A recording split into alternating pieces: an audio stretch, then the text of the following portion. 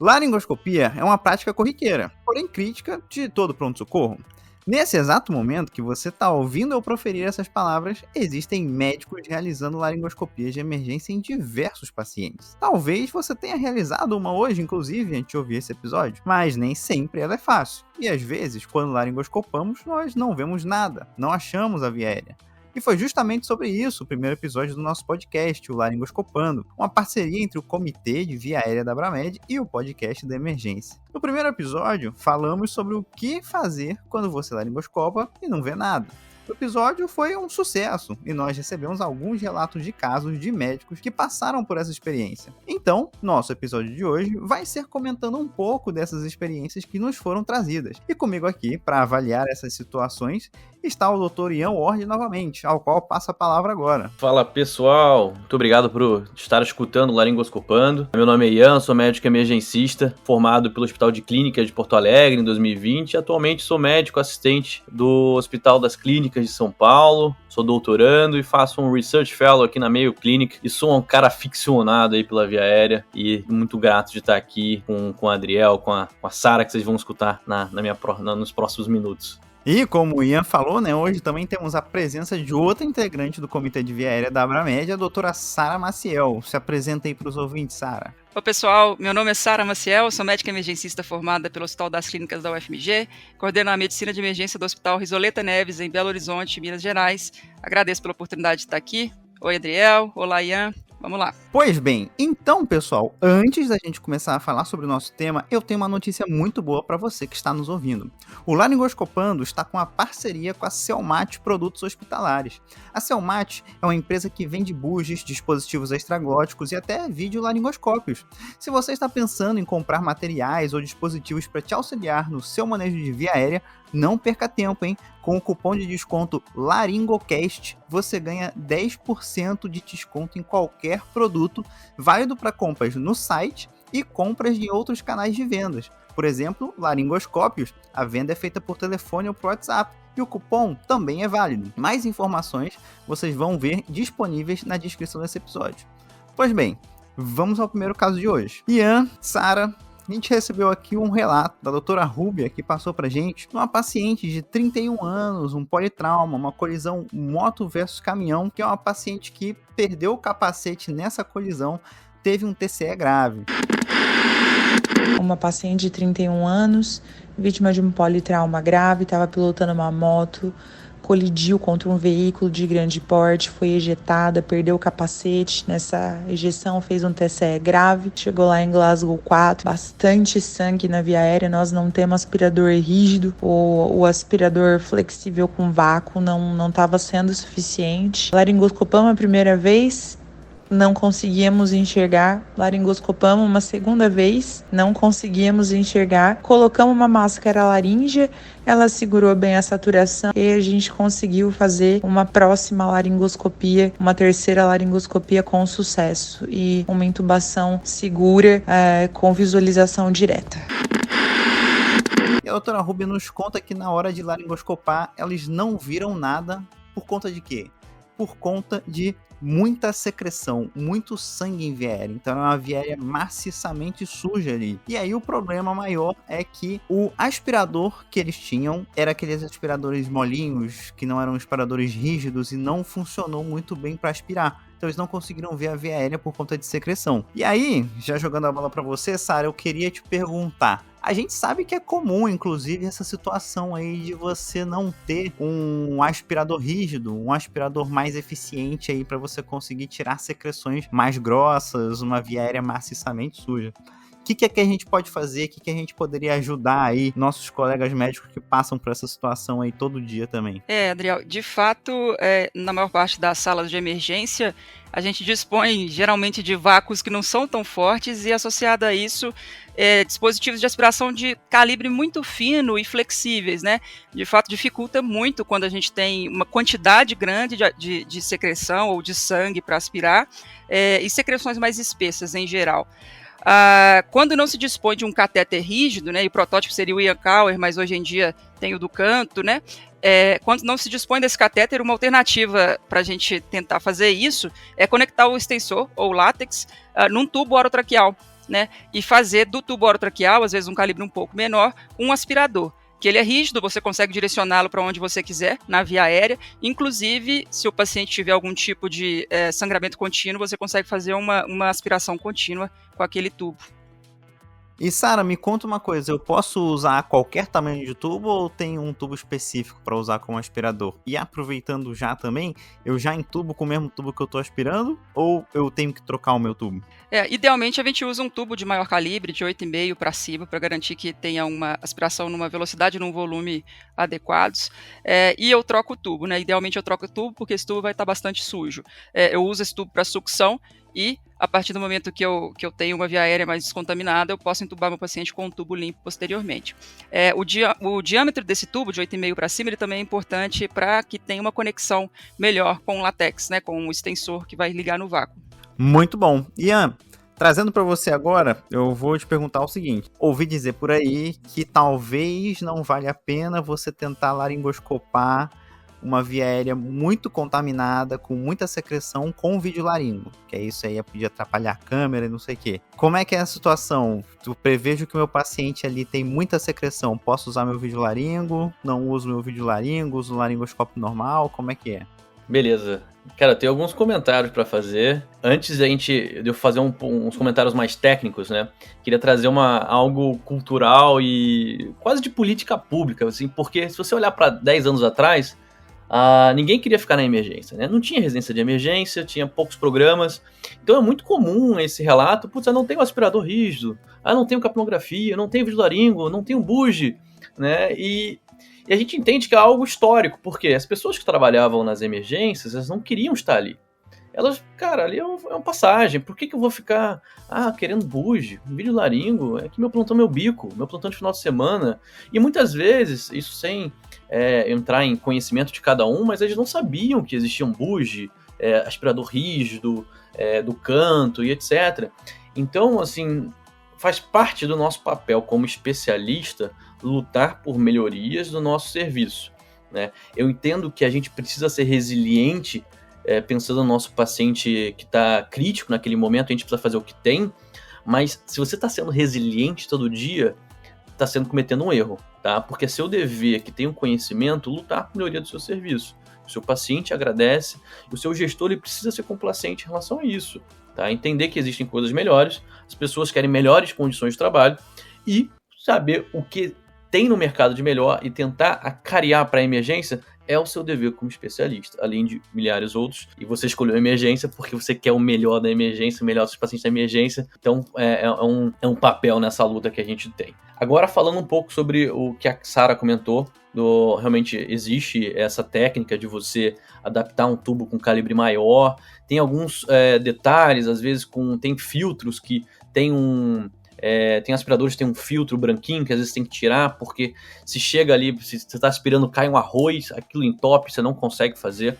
A gente tem um capítulo no Manual de Via Aérea, o capítulo 30 de intubação na Hematêmese, Hemoptise e êmese maciça, que eu botei nesse capítulo um passo a passo de como montar esse aspirador que a Sara falou, o Manual de Via Aérea publicado pela editora Manori. E outra coisa em relação à intubação com esse mesmo dispositivo, né?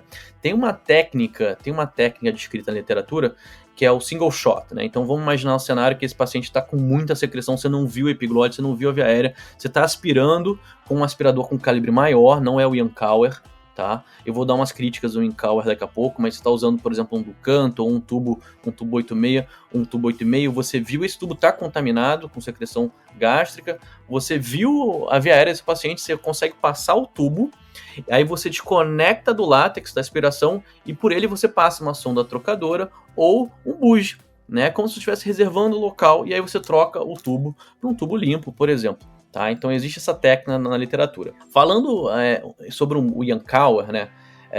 Ele é o dispositivo rígido que a gente mais tem nas nossas emergências, mas ele não é o melhor, está longe de ser o melhor, né? O Ian Cauer ele foi descrito em 1907 para cirurgias por otorrinos, né? Então ele tem uma ponta redondinha, ele tem os orifícios de aspiração dele são muito pequenos que, meu amigo, quem já entubou um paciente com vômito de risoto sabe que aquilo ali não funciona. Entra um arroz ali, Adriel, Sara, que, cara, acabou. Sim, acabou.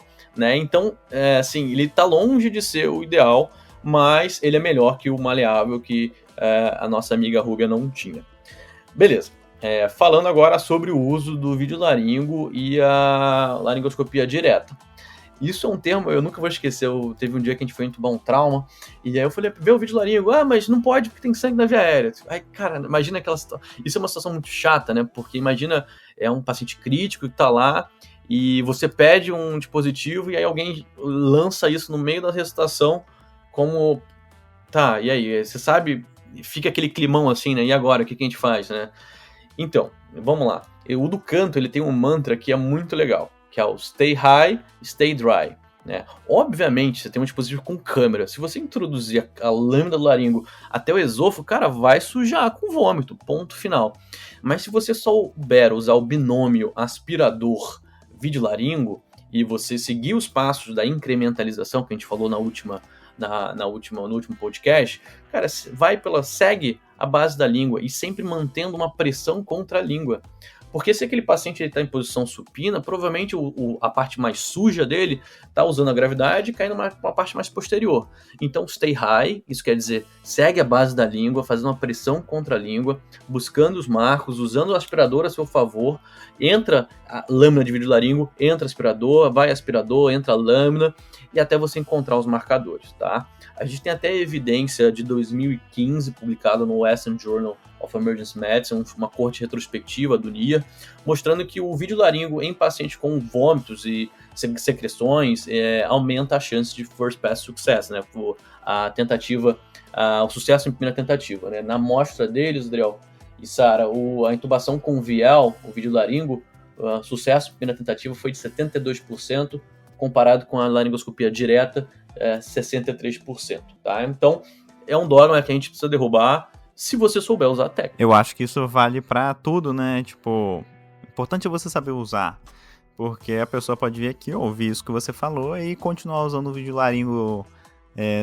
numa via aérea com muita secreção, sujar ele e não veio falar, bem, o Ian estava mentindo pra mim. Aí volta pro nosso primeiro episódio, não é importante você aperfeiçoar a sua técnica, né? Da mesma forma que tem estudo mostrando que usar bugie é melhor do que usar fio guia, só que você precisa ser treinado para usar o bugie, né? Não adianta nada você colocar o bugie na mão de alguém que nunca usou e a pessoa não vai saber o que fazer com aquilo, né? A gente tem que estudar, se aperfeiçoar e entender a melhor forma de usar. E aí, entendo perfeitamente essa sua fala que você traz, pensando que também é uma transformação cultural, né? As pessoas que estavam antes da emergência, antes de existir a residência de emergência, a especialidade de emergência, que muitos estavam ali fazendo só um bico, também não iam ter interesse em se aperfeiçoar. É o que eu falo com bastante frequência. O cirurgião não fez cirurgia para estar na sala de emergência, fez cirurgia para estar no centro cirúrgico, da mesma forma que o clínico não fez clínica para estar no pronto-socorro. Então, nós fizemos emergência para estar na emergência e a gente precisa se aperfeiçoar para estar nesse ambiente também. Vamos para o próximo caso? O Alexandre trouxe aqui pra gente um caso muito interessante, que foi uma jovem aí, que ele falou que tinha por volta dos 20, 21 anos, que foi uma vítima de trauma também,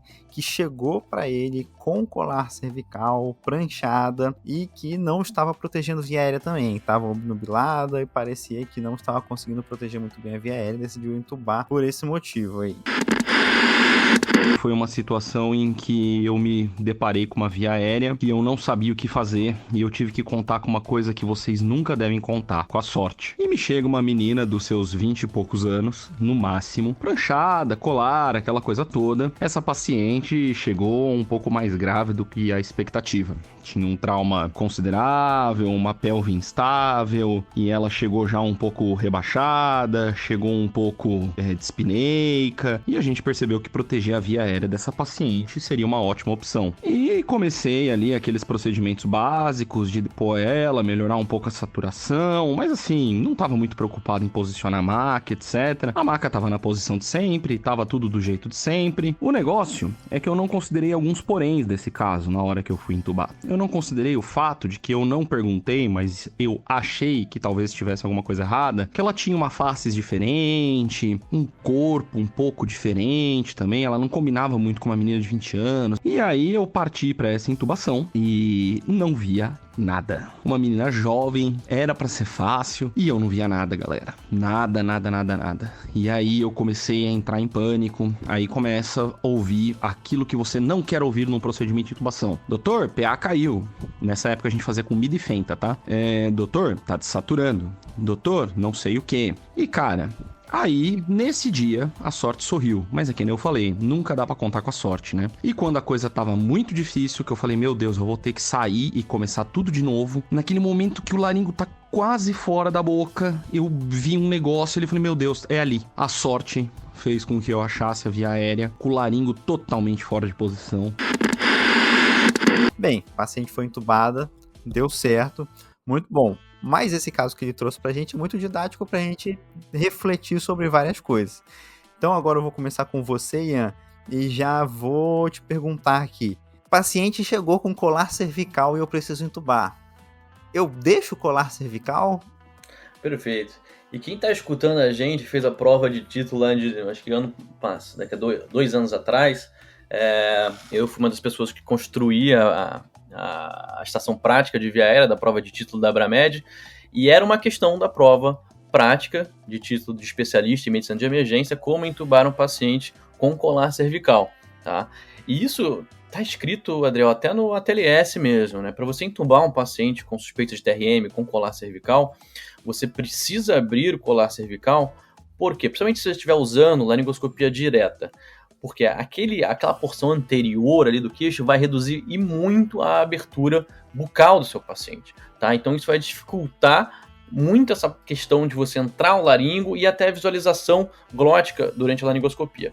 Então o ideal é você ter um auxiliar que vai abrir o colar com mão ali meio como se fosse aquela famosa bola de boliche, né? Segurando a bola de boliche pelas laterais, linha média, mantendo a extensão.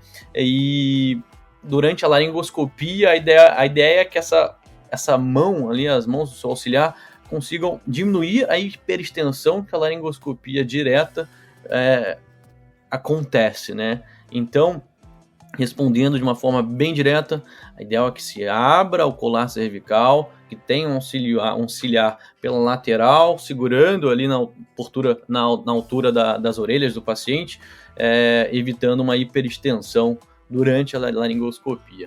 Muito bom. Agora aqui pra você, Sara, deixa eu te fazer uma pergunta. O Alexandre trouxe pra gente no áudio que ele olhou pro paciente e ele pensou que ia ser fácil, mas que tinha alguma coisa ali que fez ele pensar que tinha algo estranho. A gente fala disso quando a gente vai ensinar sobre preditores de via aérea difícil, que uma das primeiras coisas que faz a gente pensar que a via aérea pode ser difícil é olhar e achar que tem algo estranho. Então, frente a uma situação dessa aí, que você vê um paciente, o seu olhar pro paciente, só de olhar, né? Como é que funciona para eu olhar para um paciente e ter certeza, assim, ou quase certeza de que vai ser difícil eu entubar? Talvez eu não consiga ver a minha via aérea. Entre os preditores de via aérea, a gente tem que ressaltar que existem os preditores de laringoscopia difícil, mas também os preditores para ventilação, para uso de dispositivo supraglótico, até mesmo de crico difícil, né? No caso desse paciente, ele ressalta que logo na avaliação ectoscópica dele tinha chamado a atenção, mas foi uma coisa que ele deixou para um segundo momento.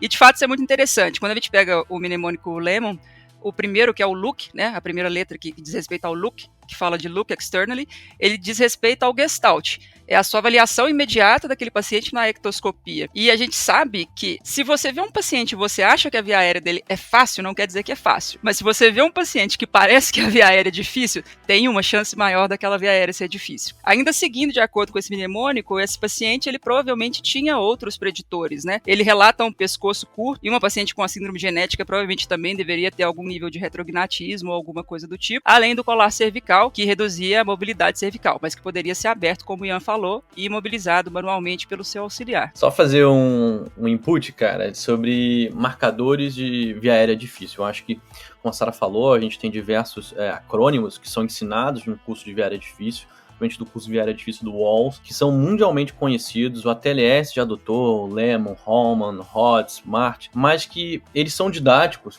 mas a gente precisa saber que eles não são 100% sensíveis, tá? Em relação a marcadores de dificuldade anatômica, tanto de ventilação quanto de laringoscopia. Todo mundo tem um caso que o cara não tinha nada e eu não consegui ver nada. Então, é importante frisar que entubar um paciente na emergência é uma via aérea sempre potencialmente difícil, tá? Nunca vou esquecer de uma R+, minha que falou, entubar um paciente na emergência é um open bar de via aérea difícil, porque são tantas variáveis que você tem que estar preparado para uma via aérea potencialmente difícil. Então é um erro de aprendizes, você julgar, às vezes o lema, olhei, nada, pescoço tá tranquilo, abertura bucal ok, e se jogar e, opa, não vi nada, e agora? E aí entra naquela questão que a gente falou no último episódio. Então, se prepare sempre, saiba os acrônimos, saiba os marcadores, porque, por exemplo, um paciente com uma barba muito obeso, talvez se eu precisar ventilar e resgatar esse paciente, talvez com a bolsa, a válvula, a máscara seja ineficaz. Então, no meu planejamento, eu olhei esse paciente, eu sei que vai ser difícil, olha, ao invés de usar o ambu, o bolsa, válvula, máscara, eu vou usar a laringe direto, ou supraglótico direto para resgatar esse paciente. Tá? Então, a ideia dos acrônimos está aí, de você reconhecer marcadores mais visualmente e pela história clínica e você tentar se antecipar. Mas, mais uma vez, esses marcadores não são totalmente sensíveis. O melhor é o Lemon, mas o Lemon ele é muito subjetivo, né? O primeiro L ali é Luke Sterling, né? Então ele tem um alto valor preditivo negativo, é extremamente importante. A gente tem outros marcadores, como uma colcha, mas, assim como o Lemon, uma colcha que é validado pelos intensivistas europeus, ele tem uma lampate, e a gente sabe que na emergência, pelo menos 50% dos nossos pacientes, a gente não consegue fazer uma lampate, porque o cara não tá Glasgow 15, o cara não vai abrir a boca, enfim, tentando pegar essa minha crítica que eu fiz aos acrônimos e a forma que às vezes a gente se engessa, você tem que ter em mente, esse paciente abre a boca ou não? É possível entubar esse paciente pela via oral? Sim ou não? Essa tem que ser uma pergunta que vai estar martelando na sua cabeça antes de você fazer a sequência rápida, tá? Então, quando a gente fala em laringoscopia difícil, esse cara, eu vou conseguir entubar ele pela cavidade oral, ele tem algum marcador difícil, ou seja, uma abertura bucal pequena, né? Cara, uma abertura bucal pequena, eu não sei se eu vou conseguir introduzir minha lâmina de laringoscópio, né? Uma língua muito grande, cara, é claro que minha visualização vai estar difícil. Mas e aí? Você não vai... O que você vai fazer de técnica, né? Você vai reconhece que tem um problema e você precisa tentar saber como contornar. Aí, vamos ver de laringo, em vez do R1 vai o R2, o R2, o R3. Então, a ideia é pegar essas informações e aplicar, porque não entubar não é uma opção, porque teoricamente você está entubando na emergência porque ele precisa. Então, não entubar não é uma opção, mas tentar se planejar é o melhor caminho. Eu deixei de acreditar que as coisas iam ser fáceis durante minha residência no R1 mesmo, quando eu tive que entubar um paciente de 21 anos também, jovem, não lembro o motivo da intubação. Lembro que ele era longilíneo, e eu olhei e falei assim, um cara jovem, tranquilo entubar, não vai ser difícil. Porque na minha cabeça eu estava associando que uma via aérea difícil estaria associada com um paciente mais doente, com um paciente crônico. Então na minha cabeça era assim, um paciente muito doente, idoso, com várias comorbidades, esse cara que vai ter uma anatomia difícil, mas não é isso, né? Pessoas jovens, saudáveis, não são imunes a ter uma via aérea difícil. No caso, a via aérea do paciente era super anteriorizada. Aí eu aprendi isso na marra e na prática, porque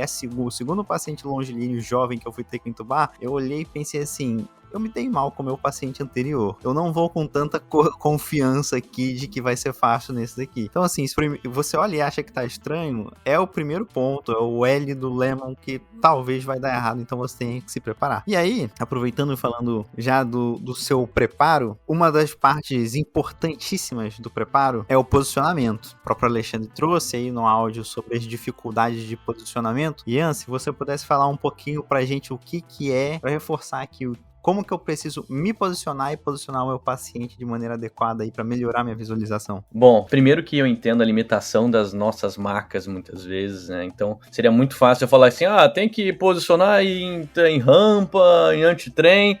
Amigo, todo mundo aqui já entubou alguém de joelho ali, ou entre 3 pacientes. Então, assim, vamos saber o ideal, mas eu entendo as limitações e às vezes a gente, pela posição do intubador, a gente tem que compensar essas limitações do material. Bom, pensando um paciente com suspeita de trauma raquimedular, não posso realmente de imediato levantar a cabeceira desse paciente, então o ideal é que faça um antitrem, né, um trem ao contrário, para tentar deixar ele uma angulação. Se eu estiver usando a laringoscopia direta, isso vai me facilitar principalmente, mas melhorar a angulação dessa maca, né, em rampa, de uma forma sem mudar a angulação cabeceira, parte das pernas. Isso vai melhorar a angulação do eixo orofaríngeo, laríngeo e da abertura bucal, onde eu quero, com os meus olhos, usar o laringoscópio como um meio para enxergar a glote do meu paciente. Então, pensando em posicionamento, eu faria desse jeito em relação à cabeceira, se minha cabeceira fosse possível manuseá-la. Se não, eu entendo assim, quem trabalha no pré-hospitalar vai saber o que eu estou falando, que às vezes a gente tem que compensar essas dificuldades em alinhamento de eixo com a nossa posição.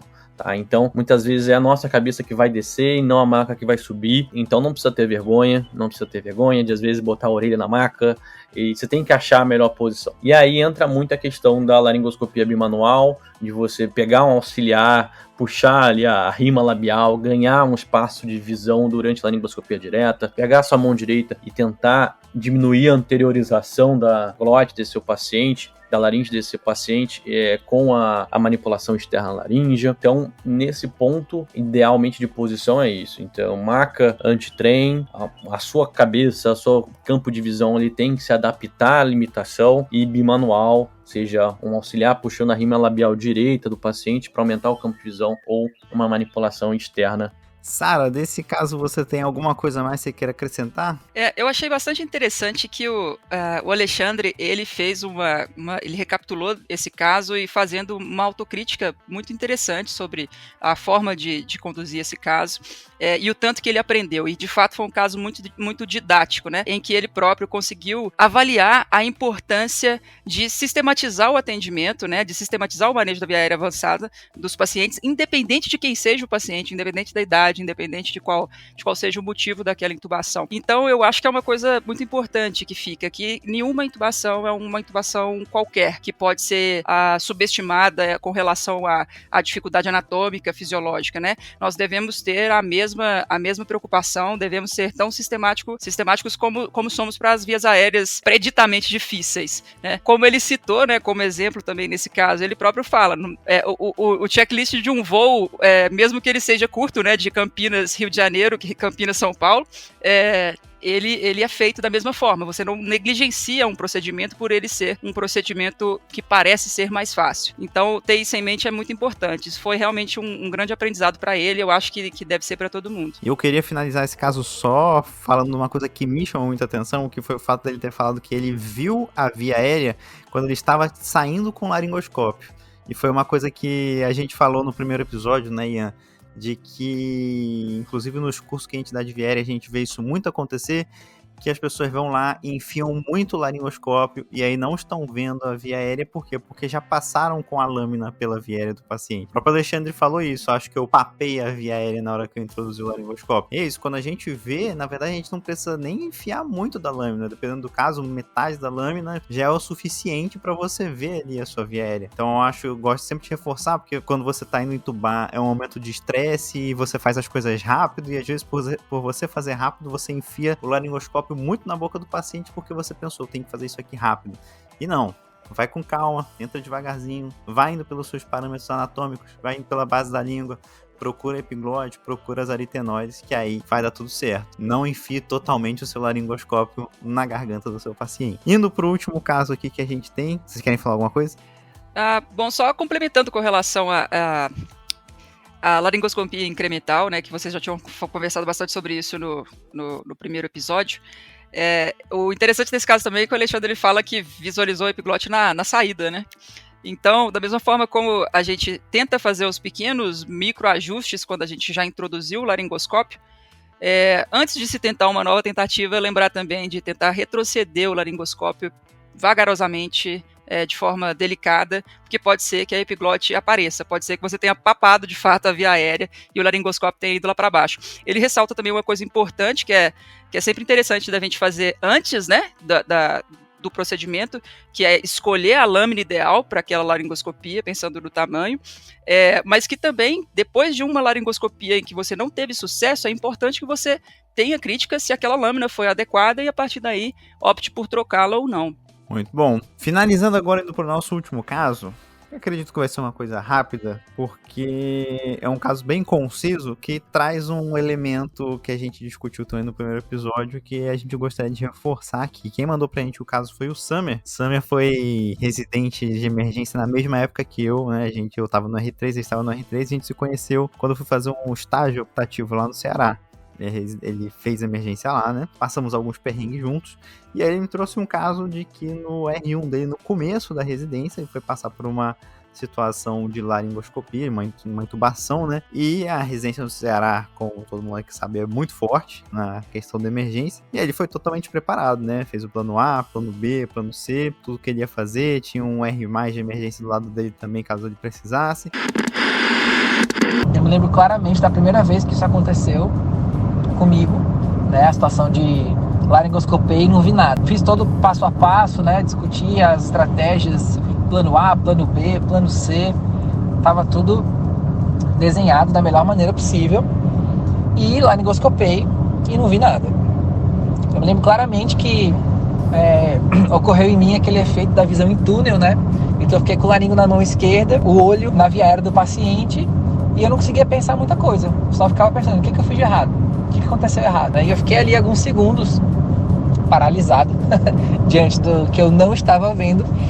E aí eu ouvia distante a voz de um R+, dizendo assim, cara, mão direita, usa a mão direita, a mão direita. E aí quando eu parei para observar o que o colega estava me dizendo, eu falei, sim, claro, laringoscopia manual. E aí fiz aquela movimentação para poder realmente otimizar, né, a visualização da via aérea. Funcionou. E aí ele trouxe uma coisa que eu achei interessante, que é o quê? Você tá num ambiente acadêmico, num ambiente que é forte em emergência, que você se preparou, mas na hora que você laringoscópio você não vê, mesmo estando todo preparado, travou, deu um branco, o que fazer agora? Ele poderia ter parado e tentado de novo, ido pro plano B dele, mas uma voz muito sábia que ele disse do R+ dele, tava lá falando no canto, a mão direita.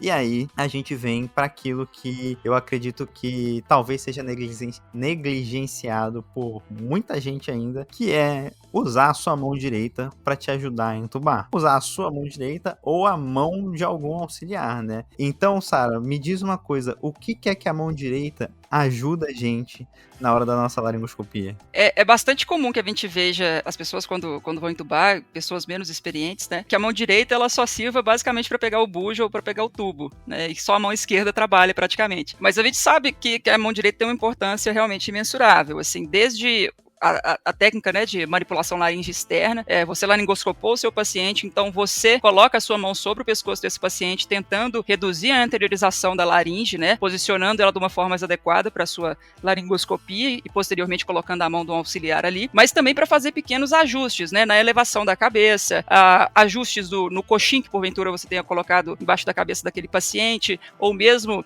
tentando ajustar, né, a abertura da cavidade oral. Então, tem sempre que lembrar de que a laringoscopia, de fato, ela é feita com duas mãos, não só com a mão esquerda. Ela não pode ficar inutilizada somente para pegar o bujo e para passar o tubo. Perfeito. Ian, eu queria te perguntar uma coisa, porque o Summer, no áudio dele, fala uma coisa muito interessante que remete a algo que você falou no nosso primeiro episódio. Ele disse que ficou de lição para ele, nessa vez que ele tentou laringoscopar e não viu, que para ajudar ele na hora do desespero ali, que ele ficou tenso, não soube o que fazer, quando ele começou a ouvir a voz do R+, ele falando para ele usar a mão direita, ele se acalmou e ele reteve o foco ali e conseguiu entubar.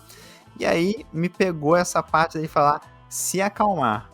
E aí no nosso primeiro episódio ali você comentou um pouquinho sobre isso, né? Sobre respirar fundo. Você consegue reforçar isso aí para os nossos ouvintes? Perfeito, cara. Então, para quem tá se iniciando no meio da emergência, no estudo da via aérea, quando a gente fala sobre se acalmar, a gente não tá sendo coach ou falando wellness, etc. A gente tá falando só sobre a influência dos fatores humanos que eles têm em relação ao seu sucesso na intubação. Isso é algo bem claro na literatura, principalmente em estudos com esportistas de alta performance, militares. Quanto mais a influência do estresse, a sua frequência cardíaca vai subindo e você começa a ter efeitos cognitivos em relação a isso. A visão tunelizada, a sua sua resposta motora fina diminui até a grossa, até você entrar num estado de luta e fuga. Tenho certeza, o R1, o R2, que já participou de uma ressuscitação de um trauma grave, uma PCR, um caso super difícil, se sentiu meio passivo em algum momento. Eu tive esse momento durante a minha residência e até mesmo depois da minha residência me senti algumas vezes meio estagnado e travado, porque realmente a carga adrenérgica diminuiu a minha capacidade cognitiva. Entender isso é o primeiro passo para você saber como contornar. E aí, como contornar, tem diversas técnicas. Algumas eu comentei no episódio passado, mas algo que eu valorizo muito é primeiro a respiração, você trazer sua atenção para a respiração, porque o fato de você trazer essa atenção para a respiração, você diminui sua frequência cardíaca, e você diminuindo sua frequência cardíaca, você consegue também controlar a resposta fisiológica ao estresse daquela situação, e aí você sai daí, dá uma destunelizada, né, que foi basicamente o que aconteceu com o Summer, né, ele falou que quando ele trouxe, ele começou a ouvir a voz, né, então trazer atenção para a respiração, você não precisa fazer algo em voz alta, ou assim, ou algo tão mais expressivo, mas você precisa saber que você precisa baixar sua frequência cardíaca. Então você, como ser humano, que somos quase 8 bilhões de pessoas vivendo, cada um tem o seu jeito e a sua forma de lidar com isso, e você precisa descobrir a sua forma. Então a respiração é uma delas, a técnica enquadrado, que os militares usam, mas enfim, tem diversas outras técnicas, assim, não tem como você não desmerecer, mas não reconhecer o impacto dos fatores humanos como médico emergencista durante uma ressuscitação, um procedimento crítico. Tenho certeza, Adriel e Sara, que vocês já passaram acesso central correndo, na hora que vocês foram passar o fio guia ali no dilatador, a mão dá uma tremia que eram 5 minutos só para enfiar o fio guia no dilatador,